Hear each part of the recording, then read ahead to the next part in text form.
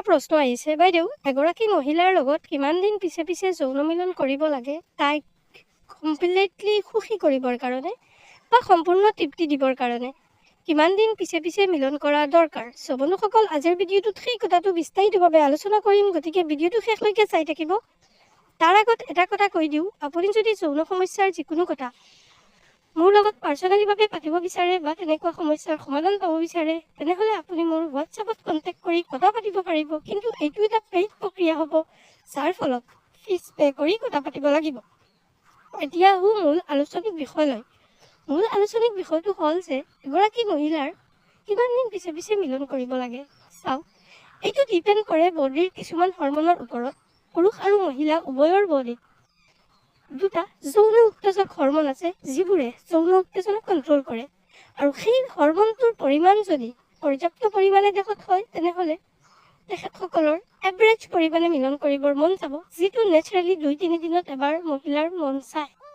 কিন্তু যদি আপোনাৰ বেছি পৰিমাণে বডিত সেই হৰমনটো নিঃসৰণ হয়, তেনেহ'লে বেছি পৰিমাণে কৰিবৰ মন যাব।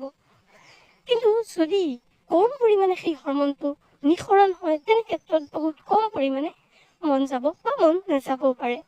চ' কিছুমান মহিলাৰ তেনেকুৱা সমস্যা দেখা দিয়ে যে সিহঁতৰ একেবাৰে কৰিবৰ মন নাযায়।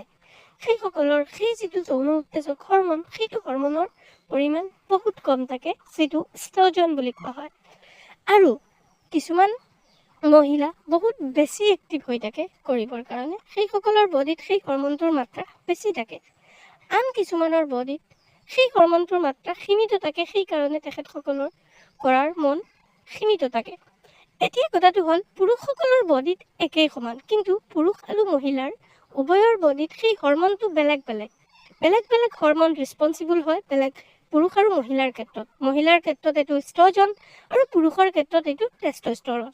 চ' সেইকাৰণে পুৰুষসকলৰ বডিত সেই হৰমনটোৰ মাত্ৰা যিটো টেষ্টষ্টেৰন, কাৰণ সেই হৰমনটোৱে পুৰুষসকলৰ বহুতো বস্তু নিৰ্ধাৰণ কৰে, সেইকাৰণে সেই হৰমনটোৰ পৰিমাণ বেছি থাকে। সেইকাৰণে পুৰুষসকলৰ মিলনৰ ইচ্ছাও বেছি থাকে। কিন্তু মহিলাৰ ক্ষেত্ৰত ইষ্ট্ৰজেনৰ কেৱল আৰু কেৱল উত্তেজনাৰ বৃদ্ধি কৰাৰ কাৰণে কাম কৰে, সেইকাৰণে তেখেতসকলৰ এইটোৱে কেৱল আৰু কেৱল যৌন উত্তেজনা নিয়ন্ত্ৰণ কৰে। চ' বন্ধুসকল, আশা কৰিছোঁ আপোনালোকে মোৰ কথাখিনি গম পাইছে, কোনটো কাৰণে বা কিমান দিন পিছে পিছে এগৰাকী মহিলাৰ ইচ্ছা যাব পাৰে। আৰু এইটো ডিপেণ্ড কৰে তেখেতৰ ফিজিকেল আৰু মেণ্টেল হেল্থৰ ওপৰত আৰু সেইকেইটা হৰমনৰ ওপৰত।